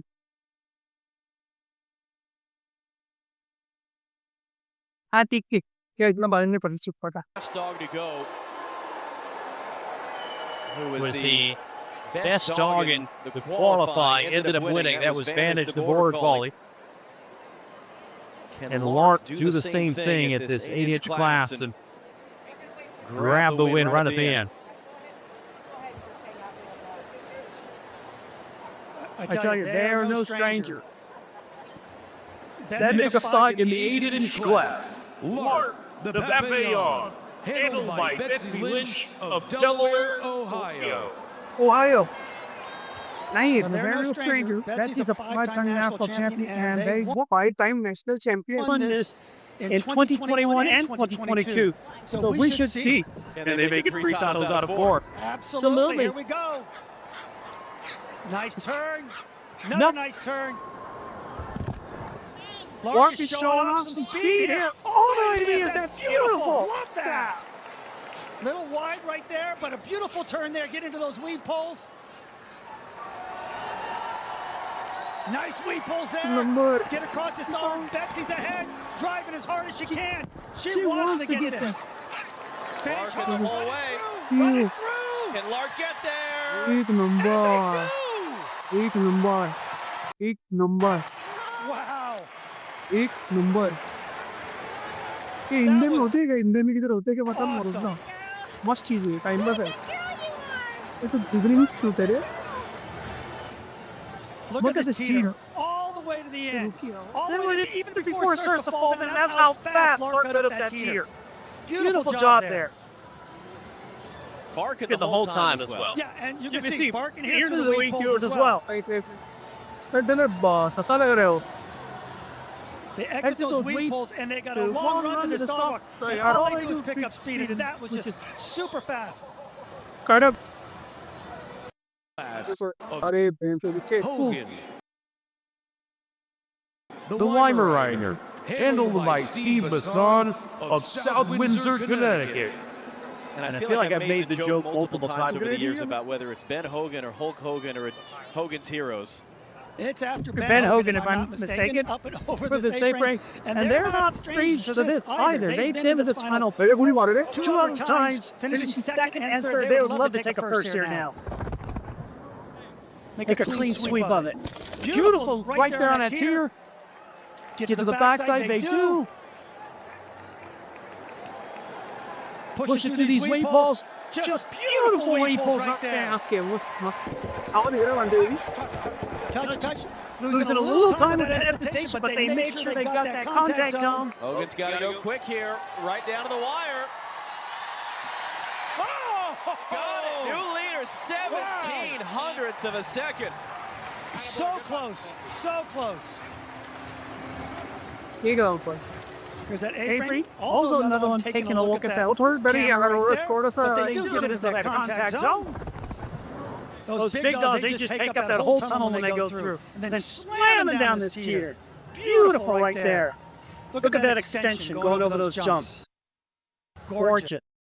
Berlin. And again, the All-American dog, the mixed breed dog. Absolutely fun. Championship. This is going to be a fun run. Absolutely fun run. Cynthia's way out ahead. Needs Look to at be. this. Oh my gosh. I said it was going to be fun. I didn't know it was going to be an e-ticket. She's got to be out ahead of Hold Dimple. on. There we go. Get to the backside. There it is. That was a great turn. The crowd is going crazy. Cynthia's way out ahead. You got to get this dog on. They do. Are they going to get a sub 30? Oh my. Look at this. तीन They will. चार They do. 100 का record तोड़ रहा That was 27 amazing. Oh. I'm breathless from that.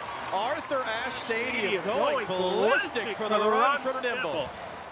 That was great. Just out of time up this teeter, sliding a little. में वो grey वाला जीत सकता था ग्रे वाला के पास he had like long legs ना वो सोच के मार सकता बट वो ड्रॉप को डरा हुआ And shoots off that teeter right there into these Yeah, we weed saw poles, it. just destroying the weed poles. That's not sped up video. That's real No. time. Look at crazy Cynthia's crazy so far out in front, crazy bro we can barely see her. In the 20-inch class, Typo, the Border Collies, handled by Amber McCune of Bedford, New तो Hampshire. Training की power भी Our Final final dog dog of of the the day. day. Now Now, remember, a couple classes ago, Amber, who has got got three dogs total in these finals, running with Howie, the last dog of 24 inches, couldn't get a winning run. Can And she do so now with Typo. She's gotta be thinking process, not outcome. She's oh got to get the turns and the that's some what they speed. are भी अच्छे time पर They're looking really good right now. Once again, she gets that front cross there. They get that tier, get to the backside. They're looking real good right now. The crowd is cheering on. They get the downside there. She's going to do a rear here, try to tighten that Nah, turn up. Villa. Oh, it's going to be tight. Hang on! अरे यार oh shit Got it 30 by भाई 4 tenths of a second. Typo a winner. Oh my gosh. I would say Amber's happy.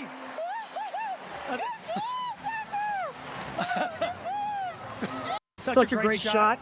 And then driving through these weed poles. Just pushing them out of the way. Look at the style of ball. Get the pitch hugging. Cynthia, congrats Dear. you with Nimble. The lights in New York, and Nimble is the only 12-inch dog to ever win the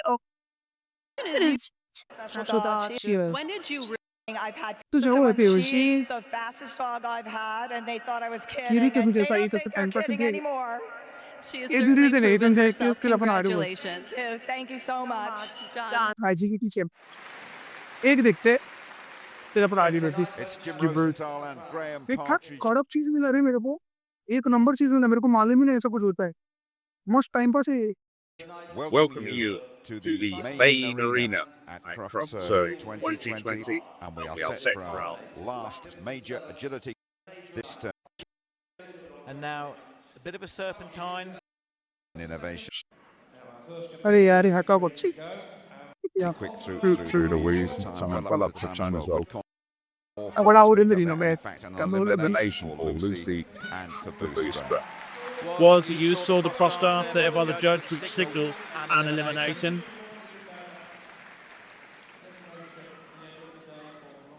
And there we See the dog going over the jump, the block. Obvious base movements Donna Jarvie and Caleb.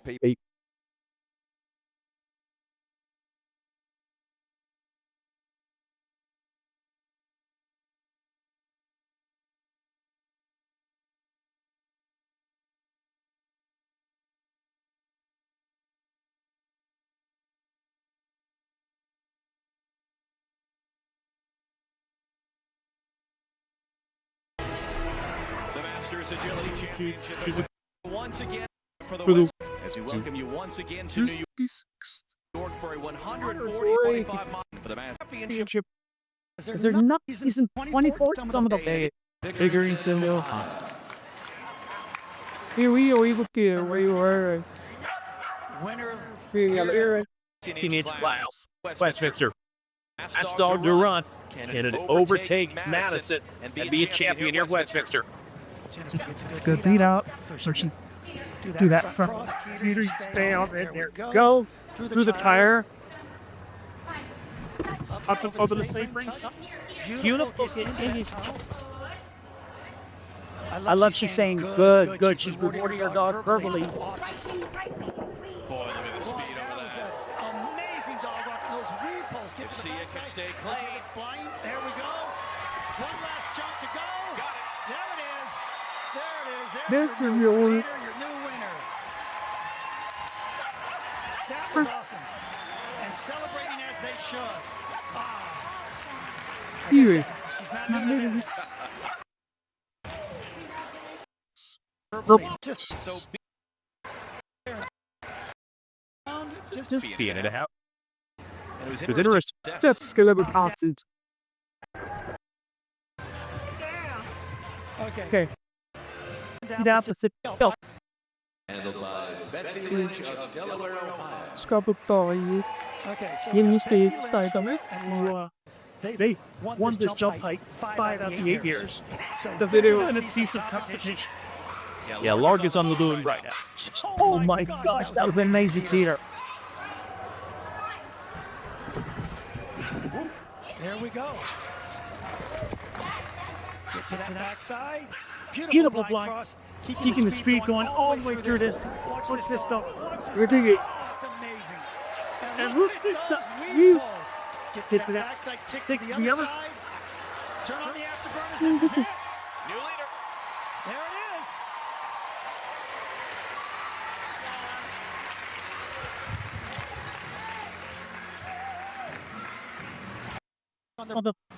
this is our last guard and preferred height. Evi ma turda. Ele fez.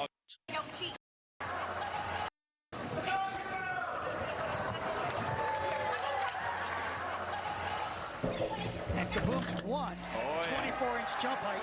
And now Kaboom jumping 20. You can see why. Yeah, there's a little more speed speed. happening now. There we go. Amber's This gonna is get everything out. Here we go with this dog walk. Get a Here little it's- touch in there into those we weave pull. pulls. Get out of my way, weave pull. Hey. Look at that. That was awesome. Amazing. Boom. Ow. There it is.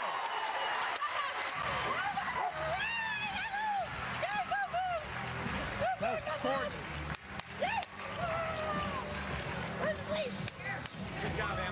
I mean, right from This the 12-inch eye class is Bilbo the Paragon.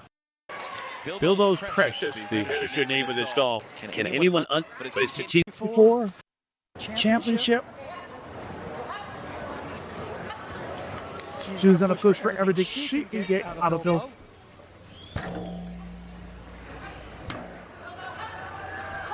Here crazy भाई, क्या चीज़ है यार, वो time pass है वो। Good job. Nice. I like the cross the It's front not- of the A-frame. First person to Did do you- that. Got the The lead, lead of of the split. Yep. Huh? Get that contact. Beautifully done. वो हम दूसरा देखते हैं। एक से Get to the backside. Stay on track. Stay on track. We're going to have a new leader. Come on. smashing it. There we go. 34-39.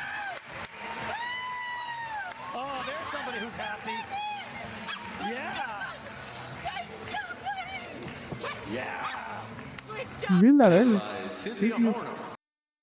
Was there a big reaction in the room? Jennifer Crank, B's handler, saying she was in shock as he welcomed you back for a final time. Terry, ये video थोड़ी लंबी होगी क्योंकि ये काफी detail होगी। शुरू करते हैं। YouTube पर कई सारी ऐसी वीडियोस है जिसके अंदर बताया जाएगा कि मुंबई का मेट्रो नेटवर्क किस तरीके से बनेगा, क्या क्या लाइंस होंगी। लेकिन वीडियोस के अंदर ये बात नहीं हो रही कि जो मुंबई की सारी मेट्रो लाइंस एक तो बन रही है, बन चुकी है, अप्रूव्ड है या अंडर कंस्ट्रक्शन है, वो एक्चुअल में क्या पर्पस सर्व करेगी, क्या उनका कोई मतलब ही होगा, क्या वो एक्चुअल में लोगों के काम में आ पाएगी, किस हिसाब से उनको प्लान किया गया है, इसके बारे में बात नहीं हो रही। मेट्रो की वजह से ओवरऑल मुंबई के अंदर ट्रैफिक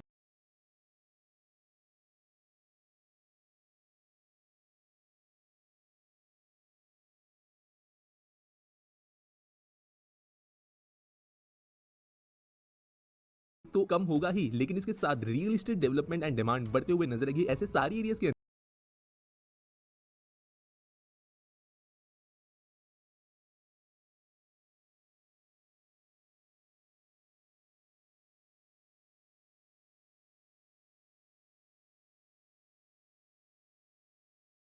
अंदर जहां पर मेट्रो जाएगी वहां डिमांड्स बढ़ते हुए नजर आएगी। जहां पर भी कनेक्टिविटी प्रोवाइड होती है और इंफ्रास्ट्रक्चर बेहतर बनता है, वहां पर इन मेट्रो लाइन की वजह से आपको गुड क्वालिटी डेवलपमेंट्स देखने मिलेंगे ग्रेड ए डेवलपर्स के द्वारा, जो लग्जूरियस लाइफस्टाइल ऑफर करेंगे। और आज मुंबई में जितनी मेट्रो लाइन्स है उनके बारे में मैं इसी तरीके से बात करूंगा कि क्या उनका पर्पस है, क्या वो जरूरी थी या अभी फालतू में बनाई गई। ब्लू लाइन या लाइन, तो पहली जो सबसे इंपॉर्टेंट लाइन आती है मुंबई मेट्रो की वो है ब्लू लाइन या लाइन नंबर 1, जो है वर्सोवा अंधेरी घाटकोपर लाइन, जो 2014 में खुली थी 11.40 किलोमीटर के डिस्टेंस के साथ। अब ये जो मेट्रो लाइन है ये क्यों इंपॉर्टेंट है, ये समझने के पहले हम जान लेते हैं कि इसने क्या पर्पस सर्व किया। तो ये है मुंबई की सेंट्रल लाइन और ये है मुंबई की वेस्टर्न लाइन। पहले के टाइम पे अगर किसी को सेंट्रल लाइन से जाना होता था वेस्टर्न साइड में, तो उन्हें दादर स्टेशन से परेल स्टेशन इन जैसे स्टेशन से चेंज करनी पड़ती थी लाइन। लेकिन मुंबई मेट्रो लाइन 1 के बनने के बाद में हुआ ये कि कुछ इंपॉर्टेंट स्टेशन, जहाँ स्पेशली वेस्टर्न लाइन का अंधेरी स्टेशन था, उसके बीच में कनेक्टिविटी बन गई घाटकोपर से, जिसके कारण लोगों को एक पूरा चक्कर मारते हुए जाने की जरूरत नहीं पड़ी। ये जो पहली लाइन खुली थी इसने ना सिर्फ ऑफिस गोर्स को बहुत ज्यादा रिलीफ पहुंचाया, लेकिन इस एरिया के रेजिडेंशियल डिमांड को बढ़ा दिया था, जो कि एक मेजर बूस्ट था। अब जो दूसरी लाइन मुंबई के अंदर खुली वो थी मुंबई मेट्रो लाइन 2A। ये लाइन दहीसर चारकोप अंधेरी वेस्ट से होते हुए जाने वाली थी और ये थी 18.5 किलोमीटर लंबी, जहां पर 17 स्टेशन से। और यही मेट्रो लाइन का दूसरा एक्सपेंशन था 2B, जो अंधेरी वेस्ट से लेकर मंडाला के बीच में चलने वाली थी 23.6 किलोमीटर की लेंथ के साथ। अब ये लाइन बनाने की जरूरत क्या पड़ी वो समझते हैं। अब ये जो लाइन थी 2A, इसका वैसे आधा हिस्सा ऑलरेडी 0.6 किलोमीटर की लेंथ के साथ। अब ये लाइन बनाने की जरूरत क्या पड़ी वो समझते हैं। अब ये जो लाइन थी 2A, इसका वैसे आधा हिस्सा ऑलरेडी पिछले साल ओपन हो चुका है और इसका बचा हुआ हिस्सा 19 जनवरी 2023 यानी आज ही के दिन को ओपन कर दिया जाएगा लाइन 7 के साथ में। अब ये लाइन पर्पस सर्व क्या करेगी वो समझते हैं। यहाँ पर ये जो लाइन है वो मुंबई के अंदर जो वेस्टर्न रेलवे है, जो ब्लैक में नजर आ रही है, उसके अंदर के हेवी क्राउड को एक ऑल्टरनेटिव देगी। जनरली जो ये नीचे वाली लाइन है अंधेरी के पास में, वो एरिया है ऑफिस वाला, तो जो लोग ट्रेन से जाकर अंधेरी में स्विच कर रहे हैं वो लोग अभी इस येलो लाइन का इस्तेमाल कर पाएंगे। जो लाइन 2B है वो इसके आगे एक्सटेंड की जा रही है। अब ये लाइन क्यों बनाई जा रही है इसके बारे में समझते हैं। अगर आप ये मुंबई के लोकल ट्रेन का नेटवर्क वेरी नाइस यार, ये मेरे को पता नहीं। Oh, nice guys, nice. If this happened, then great, bro. Like I can take a it's like 2 minutes away. The nearest metro station is Mubra. So what we would do it like 1 minute. एक मजदूर from car and car अपना पाली Saurabh studio पे हम मिलाएंगे, chill करेंगे। मैं I go by bike और sometimes auto. ये बेटर है, ठीक है। समझ नहीं I love Bandra, I love Bandra पाली वो जो एरिया है ना, खार रोड वाला, दांदे का आगे कोई भी एरिया मिल गया मस्त नहीं आएगा कि जो वेस्टर्न साइड ऑफ मुंबई है और जो कल वो तो मेट्रो ट्रैवल तो ईस्टर्न हाफ ऑफ मुंबई है उसके बीच में ढंग की कनेक्टिविटी रेलवे से है नहीं, सीधी सीधी रेखा में रेलवे है। और जो मेट्रो लाइन 2B है वो basically western upper north of Mumbai को कनेक्ट करेगी ऐसे एरिया के साथ में जो कि एक ईस्टर्न साइड का एरिया है, वो भी अनकनेक्टेड, और कनेक्ट करते करते ये मुंबई के कुछ इंपॉर्टेंट बिजनेस डिस्ट्रिक्ट्स को कनेक्ट करती हुई जाएगी और इसलिए ये जरूरी है। अगली जो मुंबई मेट्रो की लाइन अंडर कंस्ट्रक्शन है वो है कोलाबा बांद्रा सिक्स लाइन या मुंबई मेट्रो लाइन 3। अब यहाँ पे फिर से समझने की कोशिश करते हैं कि ये लाइन कहाँ पर रोल प्ले करती है। तो जो यहाँ पर ब्लू या एक्वा कलर में लाइन नजर आ रही है वो है मुंबई मेट्रो की लाइन 3। अगर आप देखें तो ये जो लाइन है वो मुंबई के सेंटर में से होते हुए निकल रही है नॉर्दर्न साइड में, जबकि ये सदर्न साइड में एकदम कोने तक जा रही है। ये लाइन बेसिकली सेंट्रल वेस्टर्न दोनों तरफ के जो करंट लोकल ट्रेन नेटवर्क है उसके ऊपर का लोड कम करेगी, स्पेशली सदर्न मुंबई में जहां पर डेंसिटी इन ट्रेन्स के अंदर क्राउडिंग की बहुत बढ़ जाती है। इसके अलावा मुंबई के एक्सट्रीम साउथ में कई दशकों से कनेक्टिविटी नहीं है, पहले थी लेकिन अभी नहीं है। इसकी वजह से ये जो नई लाइन्स खुलेंगी वो मुंबई के एक्सट्रीम साउथ में भी कनेक्टिविटी देगी, जो बहुत इंपॉर्टेंट गवर्नमेंटल और प्राइवेट बिजनेस एरिया है, और पूरी तरीके से अंडरग्राउंड होने की वजह से ये रोड के ऊपर कंजेशन और क्रिएट नहीं करेगी। साथ साथ ये जो लाइन है वो आगे जाकर एयरपोर्ट जो है दोनों के दोनों उनको कनेक्ट करेगी और जो इंपॉर्टेंट मुंबई के बिजनेस डिस्ट्रिक्ट से उनसे जुड़ेगी। साथ साथ अगर आप इस लाइन को देखो तो ये लाइन 2A से भी जुड़ रही है और मुंबई मेट्रो लाइन 1 से भी जुड़ रही है, जिसकी वजह से ये इंटरचेंजेस में इंपॉर्टेंट बनाएगी, जो कि पूरा का पूरा एक नॉर्थ टू साउथ कनेक्टिविटी देगी मुंबई के लोकल ट्रेन नेटवर्क्स को। अगली लाइन जो मुंबई के अंदर कंस्ट्रक्शन के अंडर है वो है ग्रीन लाइन, जो कि 4 और 4A में बनाई जा रही है। 2.32 और 2.7 किलोमीटर से दो टुकड़ों में ये है, जो कि दोनों अंडर कंस्ट्रक्शन है और अच्छे स्पीड से भी कंस्ट्रक्शन कर रहे हैं। सिमिलर जैसे ये येलो लाइन बनी थी उसी तरीके से ये लाइन 4 भी बनाई गई है और लाइन 4A भी बनाई गई है। बेसिकली ये लाइन जो सेंट्रल रेलवे के अंदर होने वाला क्राउडिंग होता है इस पर्पल वाले पट्टे के पास, उसको एक्सटेंड करती है मुंबई के अपर नॉर्थ में, लेकिन ईस्टर्न साइड में, जो कि मेजरली थाने के पास में आता है। बेसिकली ये एरिया अगर आप देखें तो यहाँ से आगे पूरा थाने का एरिया ही है जहाँ पर ये कनेक्टिविटी देती है। इनफैक्ट दोस्तों यहाँ पर ये सेंट्रल रेलवे के अंदर से मेजर लोड्स कम करेगी, इस हिसाब से बनाया गया है। साथ साथ फिर से अगर आप देखें तो इस एरिया के अंदर यहाँ पर ये येलो लाइन से कनेक्टिविटी बनाती है, जिसकी वजह से अगर किसी को फिर से वेस्टर्न सबर्ब्स में जाना होगा मेट्रो को यूज करते हुए तो ग्रीन लाइन में से वो इंटरचेंज कर सकते हैं। अगली लाइन जो है वो है थाने भिवंडी कल्याण लाइन, और ये बनाई गई है यहाँ पर, और ये लाइन भी अंडर कंस्ट्रक्शन है। अब ये लाइन क्यों बनाई गई वो समझते हैं, इसके लिए खर्चा क्यों किया जा रहा है। बेसिकली दोस्तों ये जो एरिया है भिवंडी का, यहाँ पर अब तक कोई भी लोकल ट्रेन कनेक्टिविटी नहीं है, ट्रेन यहाँ से गुजरती है, लेकिन यहाँ पर ऐसा नहीं है कि एक्चुअल में हाई फ्रीक्वेंसी लोकल ट्रेन है, जिसकी वजह से एक पब्लिक ट्रांजिट सिस्टम देना जरूरी है, क्योंकि भिवंडी बहुत डेंसली क्राउडेड और काफी बड़ा इंडस्ट्रियलाइज्ड एरिया है। साथ साथ भिवंडी को कनेक्ट करती है ऐसे एरिया को भी कनेक्ट करेगी जहाँ पर पॉपुलेशन तो है लेकिन सिर्फ रोड अकेला मीडियम है अच्छे से जाने के लिए, तो ये मेट्रो लाइन उन एरिया को सेव करेगी। कल्याण को ये कनेक्ट इसलिए कर रही है क्योंकि Kalyan one of the most important junctions है पूरे के पूरे भारत का, ना सिर्फ मुंबई का, जहाँ पर बहुत सारे लोग लोकल ट्रेन पकड़ने के लिए भी आते हैं, जिसके कारण ये जरूरी है कि दूसरा अल्टरनेटिव कनेक्टिविटी दी जाए कल्याण स्टेशन यूज करने वाले लोगों को। और जो लोग थाने या थाने से आगे और जाते हैं वो ग्रीन लाइन को इस्तेमाल कर सकते हैं, जिसके लिए ऑरेंज लाइन जरूरी होगी, और ये पर्पस था ऑरेंज लाइन बनाने का।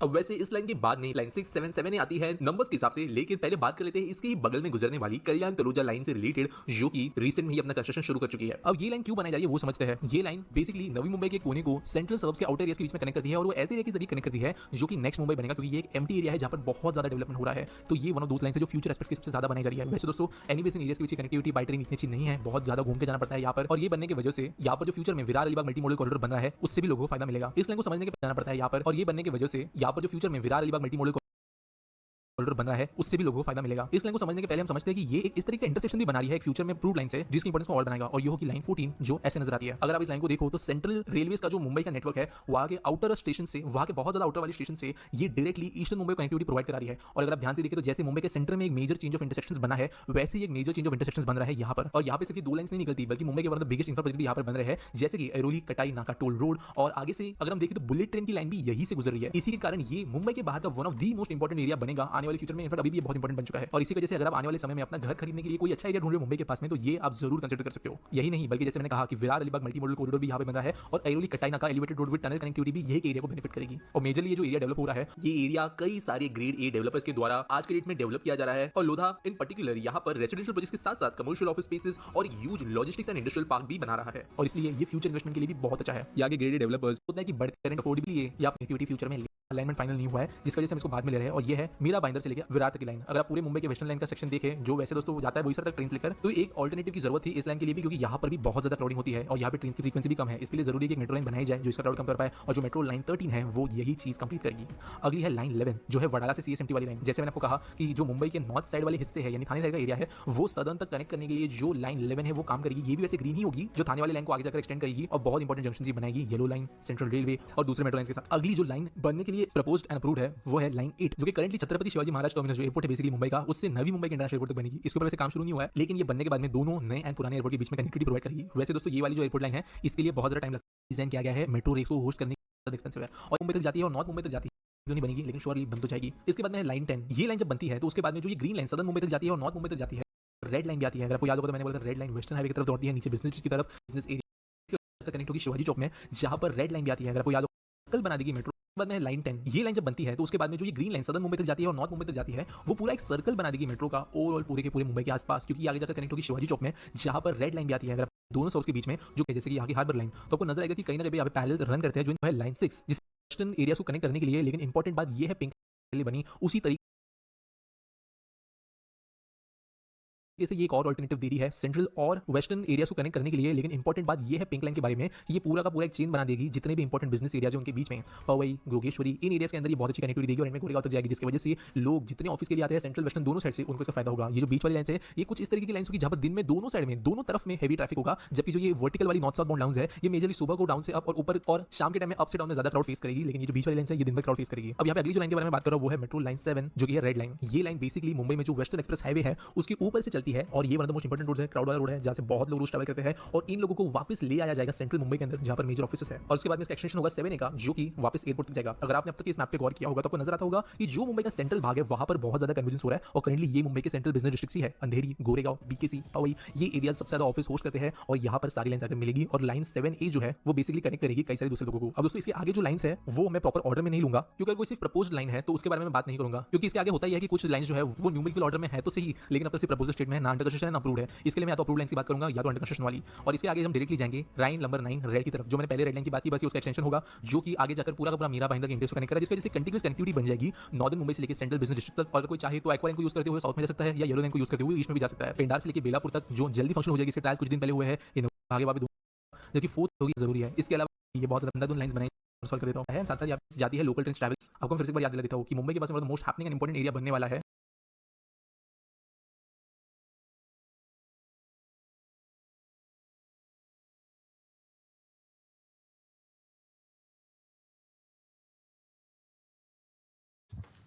रेडी। तो ये बहुत ही इंटरेस्टिंग है। Hyundai की बेस्ट सेलिंग कार है i10। Hyundai की बेस्ट सेलिंग कार है i10। इसको शोरूम से खरीद कर घर लाने में आपको टोटल 7,90,000 रुपीज का खर्चा करना पड़ेगा। इस 7,90,000 में से 3,10,000 यानी 39% of the total car cost आपने सरकार को टैक्स में देना पड़ेगा। व्हाट? कैसे? आई मीन एक नॉर्मल कार, एक छोटी सी कार की कॉस्ट में लगभग 40% तो टैक्स है।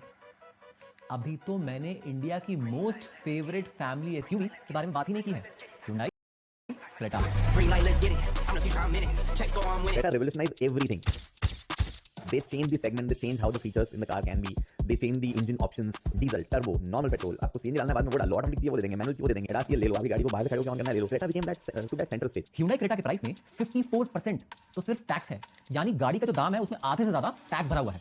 अब Hyundai Creta और Hyundai i10 के टैक्सेस में इतना फर्क क्यों है?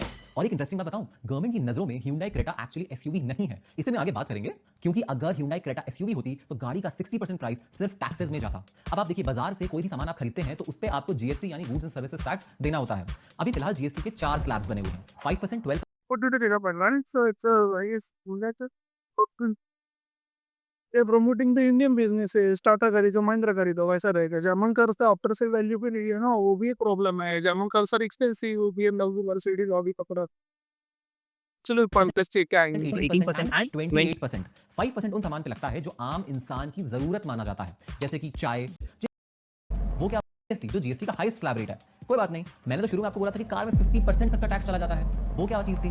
तो देखिए हुआ क्या, ये सुनिए। जीएसटी इंडिया में 1 जुलाई 2017 को आया। We are in the process of making history with the launch of the goods and services tax. At the midnight hour, we will be launching one of India's biggest and most ambitious tax. The GST may be a destination tax, but for India it will begin altogether a new journey. उससे पहले India में कई सारे taxes होते थे, like excise duty, VAT जिसको value added tax बोलते हैं, octroi tax, infrastructure cess tax और बहुत तरीके के अलग-अलग टैक्स होते थे। जीएसटी आने के बाद प्लान ये था कि इन सारे टैक्सेस को सिर्फ एक जीएसटी से रिप्लेस कर दिया जाएगा, पर इसमें सरकार के लिए एक मेजर प्रॉब्लम क्रिएट हो गई। पहले जब इतने सारे टैक्सेस होते थे तब मान लीजिए एक 12 लाख रुपए की कार है, उस पर टोटल टैक्स आता था उसका 42%। अब जब सेम कार पर आप 28% टैक्स लगाएंगे तो सरकार का तो बहुत ज्यादा घाटा हो जाएगा। इसलिए सरकार ने 28% जीएसटी तो लगा दिया, पर उसके साथ एक सेस भी लगा दिया। तो जो भी घाटा सरकार को जीएसटी लाने से हुआ, उसने उसे सेस के नाम पे एक सरचार्ज लगाकर पूरा कर लिया। अब सेस भी बड़े इंटरेस्टिंग तरीके से काम करता है। सरकार ने बोला हमारी रोड्स देखिए बहुत कंजेस्टेड है, बहुत भीड़ है हमारी रोड्स पे, इसलिए हम लंबी गाड़ियों पे ज्यादा टैक्स लगाएंगे और छोटी गाड़ियों पे कम टैक्स लगाएंगे। यहाँ पर सरकार 4 मीटर्स का रूल लेके आई कि अगर गाड़ी 4 मीटर से कम होगी तो हम सेस 1% तक लगा सकते हैं, और अगर 4 मीटर से ज्यादा होगी तो ये सेस 22% तक जा सकता है। तो 22% सेस का मतलब आप समझ रहे हैं कि मतलब जीएसटी लगेगा 28%, सेस लगेगा 22%, तो टोटल टैक्स कितना हो गया आपका? उस कार पे हो गया 50%। Just for a ballpark. Road so अच्छे है नहीं, रोड पे खड्डे। There is one more thing. This is I was thinking on the other day. आपको पता है कि मुंबई में स्पीड ब्रेकर्स क्यों नहीं है? बीएमजी करती है स्पीड ब्रेकर से अपना स्पीड कम होता है। क्या बोलते हैं कि स्पीड ब्रेकर बनाएंगे तो एक्स्ट्रा सीमेंट लगेगा, उससे अच्छा खड्डे कर दो, सीमेंट भी कम लगेगा, स्पीड ब्रेकर की भी जरूरत नहीं। रोड गंदे, तुम लोग गाड़ी पे इतना टैक्स दे रहे हैं, पता ही नहीं ऑन रोड पड़ी है तो शायद वो गाड़ी तो 10-12 लाख की है, बाकी तो टैक्स भर दिया। अब आपको शोरूम में जो आपको गाड़ी का प्राइस बताया जाता है उसमें ये दोनों टैक्स इंक्लूडेड होते हैं। इसलिए जो छोटी गाड़ियां हैं जैसे कि Hyundai i10, Hyundai i20, Tata Nexon, Hyundai Venue, ये सब 4 मीटर से बस थोड़ी ही छोटी हैं।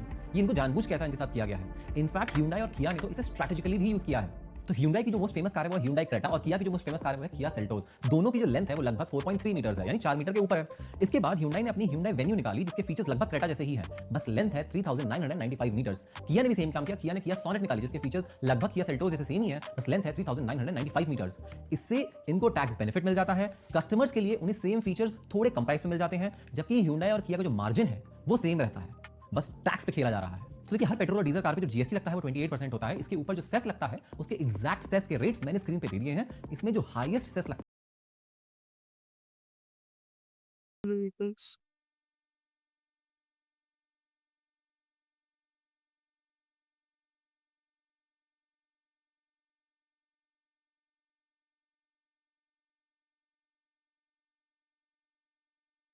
है वो 22% का है जो एसयूवीज पर लगता है। पर ये देखिए एसयूवीज किन्हें कहते हैं। सरकार के हिसाब से एसयूवी के 3 मेन क्राइटेरिया हैं।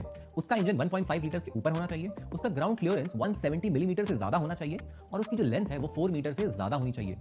इन तीनों क्राइटेरिया को सैटिस्फाई करने वाली इंडिया की मोस्ट डिजायर्ड एसयूवी है टोयोटा फॉर्च्यूनर। और टोयोटा फॉर्च्यूनर का जो बेस मॉडल है उसकी एक्स शोरूम कॉस्ट है 33,40,000, यानी इतना पैसा आपको शोरूम को देना होगा, जिसमें से 9.4 लाख जीएसटी है और 7.4 लाख एडिशनल सेस लगा हुआ है। बट इसी फॉर्च्यूनर को शोरूम से अपने घर में लाने के लिए आपको एक टैक्स और देना होगा और उसका नाम है रोड टैक्स। और ये जो रोड टैक्स है ये हर स्टेट के हिसाब से होता है। कर्नाटका में इस फॉर्च्यूनर के एक्स शोरूम प्राइस पर 20% रोड टैक्स लगेगा जो होता है 6,70,000। तो टोटल ये फॉर्च्यूनर का बेस मॉडल आपको एक्चुअली पड़ेगा 40 लाख रुपीज, जिसमें जीएसटी, सेस और रोड टैक्स मिला के आप सरकार को दे दोगे कुल मिला के 23,50,000 रुपीज, यानी 59% of the cars cost directly जाएगी सरकार की जेब में। सरकार बोलती है कि वो इस रोड टैक्स से स्टेट के अंदर की रोड्स को मेंटेन करती है। बस होपफुली इस बार पानी ना बरस जाए। यहां पर ना एक बात नोटिस करना, GST and cess ex showroom price पर होते हैं। तो जीएसटी है 28% और मान लीजिए सेस है 22%, तो total 50% of the x showroom price tax होगा। ठीक है, चलिए मान लीजिए इस बात को। पर रोड टैक्स जो लगता है वो एक्स शोरूम प्राइस के ऊपर लगेगा। मतलब अगर road tax 20 why are the Indian roads specifically there are some good roads like Bangalore Mumbai highway and all, but intercity roads क्यों इतने गंदे हैं? Take an example of a Western Express highway यार, और fucking Western Express highway आपको बहुत और Western Express highway यार देख पैचेस, डांबर का पैचेस चाहिए बेंचो, वो अलग टॉपिक है। इस वाला से बात करते हैं, to road it down क्या है 20% है। तो जो आपके कार का जीएसटी अमाउंट है और जो सेस अमाउंट है उनके ऊपर 20% लगेगा। इन्वेस्टमेंट तो कंपाउंड होते सुना था, पर यहाँ तो टैक्स कंपाउंड हो रहा है। एक टैक्स लग के जो बढ़ा हुआ अमाउंट आ रहा है उसके ऊपर टैक्स लगाया जा रहा है। ये एक प्रॉब्लम तो है। आपको लग रहा होगा कि अगर सारे टैक्सेस यहाँ खत्म हो गए हैं तो शायद आप थोड़े गलत हो। कई बार कार के बहुत सारे पार्ट्स इंडिया में अवेलेबल ही नहीं होते हैं, तो कार कंपनीज को वो पार्ट्स इंडिया के बाहर से इंपोर्ट कराना पड़ता है। तो उन पार्ट्स पे कार कंपनीज को इंपोर्ट ड्यूटी देनी पड़ती है, और ये सब तो जीएसटी, सेस और रोड टैक्स जिन सब की मैंने बात करी ऊपर, उससे पहले देनी होती है। और इंडिया में अगर आपको कोई बहुत सुपर लग्जरी गाड़ी खरीदनी है तो वो लग्जरी गाड़ी इंडिया में बनती नहीं, वो लग्जरी गाड़ी इंडिया के बाहर से सीधा इंपोर्ट होती है। तो उस पर सरकार सीधा 100% इंपोर्ट ड्यूटी लगाती है।